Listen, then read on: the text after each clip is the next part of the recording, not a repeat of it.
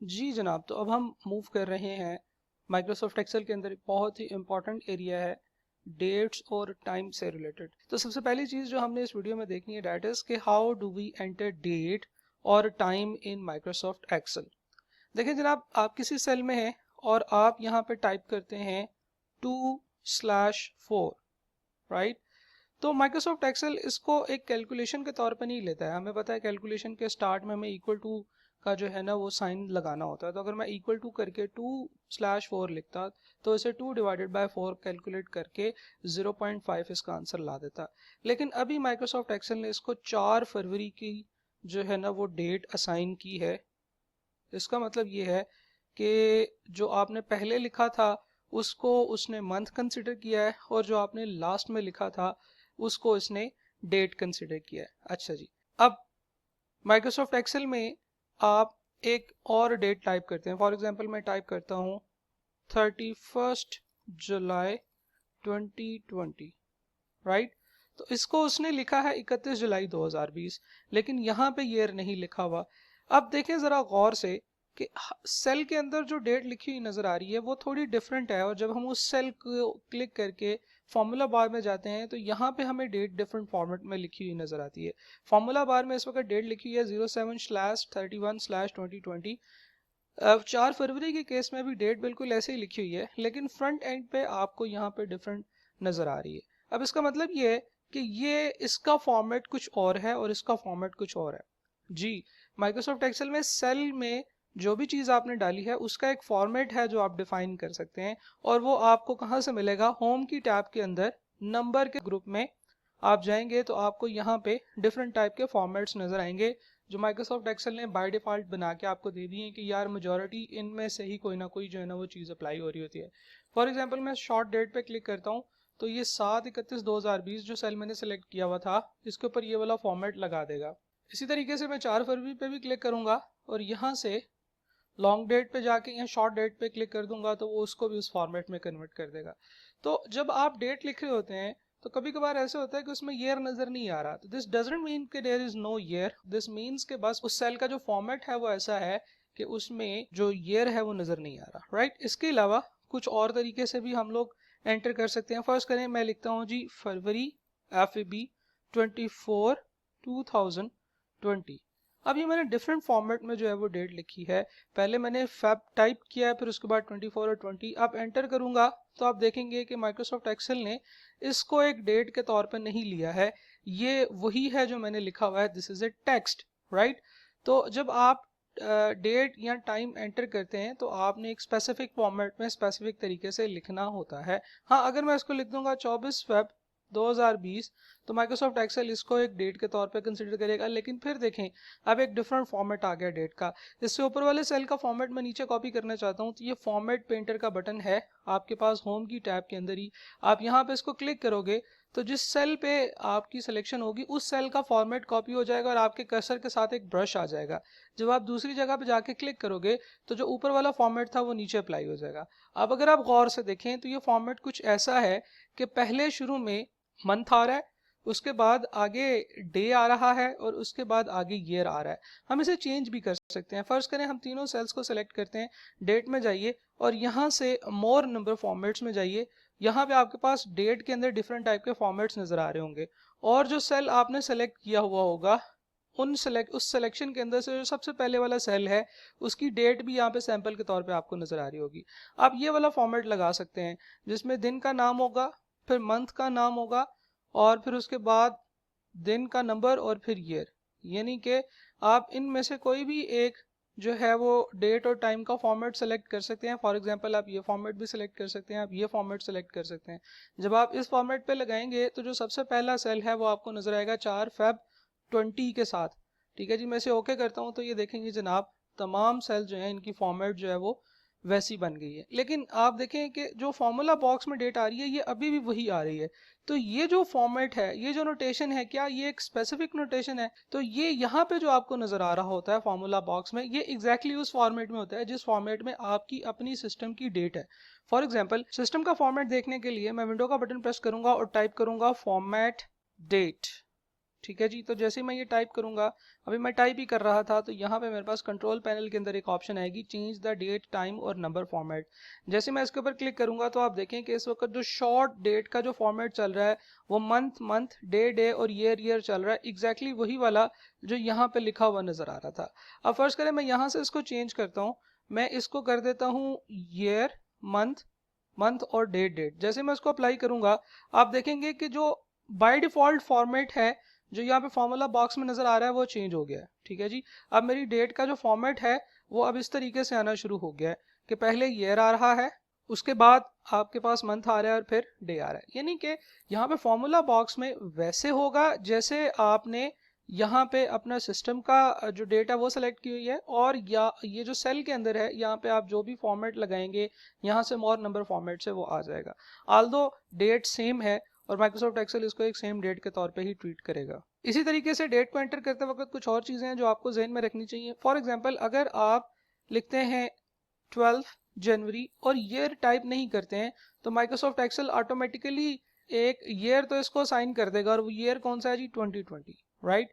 इसी तरीके से फर्ज करें कि आप एक ईयर लिखते हैं 12 जनवरी 24, तो माइक्रोसॉफ्ट एक्सेल इसको ईयर 2024 जो है वो कंसीडर कर लेगा। हाँ, अगर आपको 1924 लिखना है, जैसे फॉर एग्जांपल आप डेट एंटर करना चाहते हैं 12 जनवरी 1924, तो then you need to write down 19 with 24। ठीक है जी। तो अब देखें ज़रा, ये एक ऐसा फॉर्मेट है जिस फॉर्मेट में ये वाली डेट और ये वाली डेट ये दिखने में बिल्कुल सेम लग रही हैं, लेकिन अगर हम लोग पहले वाली डेट पे जाएं तो ये 2024 है और ये ईयर 1924 है। तो ये चीज़ आपने ज़हन में रखनी है कि यहाँ पे जो फॉर्मेट के वे आपको चीज़ें नज़र आ रही हैं ये कभी कभार कंफ्यूजिंग भी हो सकती हैं। जैसे दिखने में ये लग रहा है कि ये दोनों डेट्स बिल्कुल सेम है, बट एक्चुअली ऐसी बात नहीं है, इन दोनों में एक सेंचुरी का फ़र्क है, राइट। इसी तरीके से जब आप लिखना चाहेंगे 12 जनवरी 34, अब ज़रा गौर से देखिएगा, तो माइक्रोसॉफ्ट एक्सेल जैसे हमने 12 जनवरी 24 लिखा था तो उसने 2024 इसको कंसिडर किया था, यहाँ पे ऐसा नहीं करेगा, वो इसको 12 जनवरी 1934 कंसिडर करेगा। अब ये जो चीज़ है कि जब आप ईयर के अल्फ़ाबेट्स पूरे नहीं लिखते हैं, ईयर के आखिरी दो अल्फ़ाबेट्स लिखते हैं और आपने लिखा होता है 0 से लेकर 29 तक, तो वो इसको कंसिडर करता है कि जैसे आपने 2000 से लेकर 2029 तक एंट्री की है। लेकिन अगर आप यहाँ पे लिखेंगे 30 से लेकर 99 के दरमियान में, तो माइक्रोसॉफ्ट एक्सेल इसको कंसिडर करेगा कि जैसे आपने 1930 से लेकर 1999 तक ईयर एंटर किया है। इसी तरीके से एंट्री के दौरान एक कीबोर्ड शॉर्टकट भी होता है जो आपकी करंट डेट, जो आज की डेट है, वो टाइप कर देता है। बाज़ औक़ात ऐसे होता है कि जब आप डाटा एंट्री कर रहे होते हैं तो सबसे ज़्यादा जो डेट आप यूज़ करते हैं वो करंट डेट होती है, आज की डेट होती है। इसके लिए जो कीबोर्ड शॉर्टकट है that is control plus colon, right. तो जब मैं कंट्रोल और कॉलम प्रेस करूंगा तो वो आज की डेट आ जाएगी उस फॉर्मेट में जिस फॉर्मेट में मेरे सिस्टम की डेट और टाइम इस वक्त चल रही है, राइट। डेट के साथ साथ आप टाइम भी एंटर कर सकते हैं, और टाइम को एंटर करने के लिए आप बिल्कुल उसी तरीके से सेमी कॉलन के साथ लिख सकते हैं। अगर आपने 4:20 लिखने हैं, एंटर किया, तो वो इसको 4:20 AM कंसिडर करेगा ऑटोमेटिकली, और इसका टाइम का फॉर्मेट आप बाद में चेंज भी कर सकते हैं। फॉर एग्जांपल मैं यहाँ से जाता हूँ, इसका टाइम का फॉर्मेट चेंज कर देता हूँ।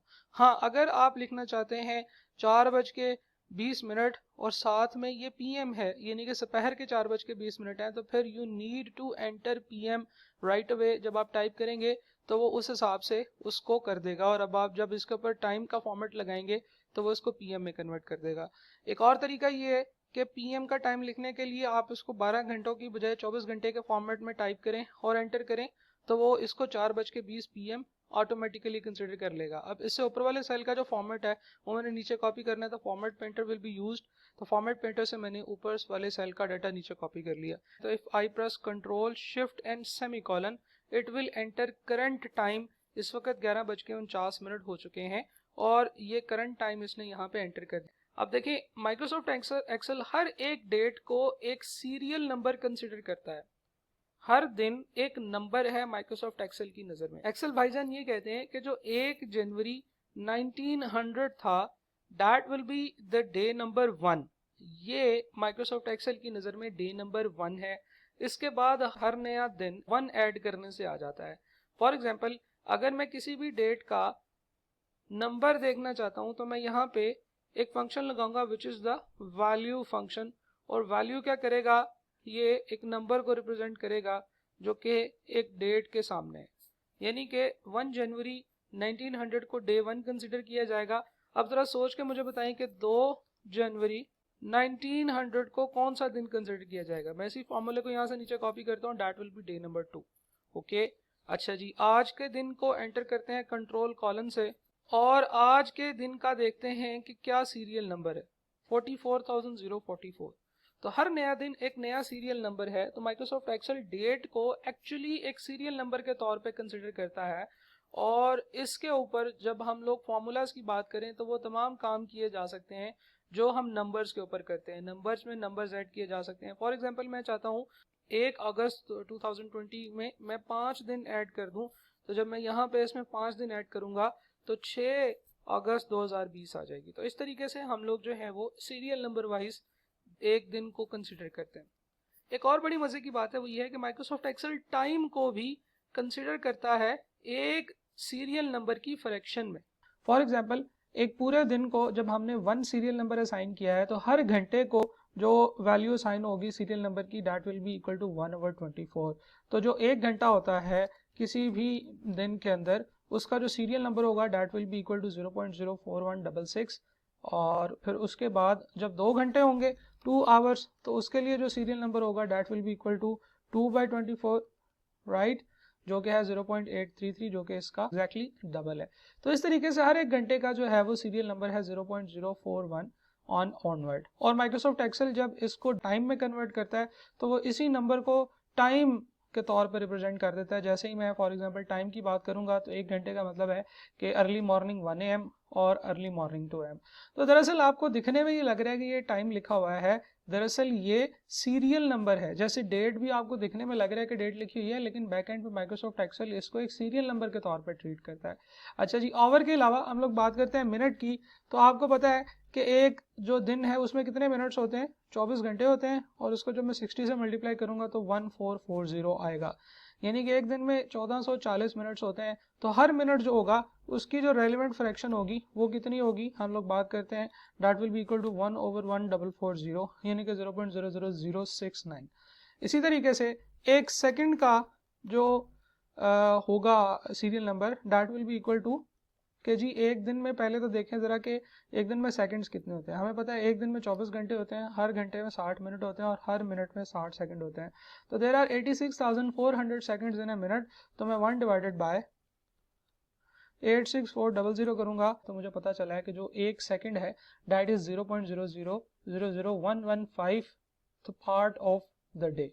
तो हर एक का एक अपना सीरियल नंबर है। मैं ऐसे करता हूँ इन सबके ऊपर नंबरिंग फॉर्मेट अप्लाई कर देता हूँ। अब फर्ज करें कि मैं चाहता हूँ, मैं कैलकुलेट करना चाहता हूँ 4:20 अर्ली मॉर्निंग के। तो मैं क्या करूँगा, मैं एक घंटे के सीरियल नंबर को 4 से मल्टीप्लाई करूँगा, तो ये क्या बन जाएंगे, 4 बजे की बात हो रही होगी। फिर उसके बाद इसमें मैंने ऐड करना है जो 1 मिनट है, इसको 20 से मल्टीप्लाई करूँगा तो मेरे पास एक सीरियल नंबर बनेगा which is the serial number of 4:20। जब मैं इसे टाइम में कन्वर्ट करूंगा तो ये देखें ऑटोमेटिकली उसने 4:20 लगा दिया है।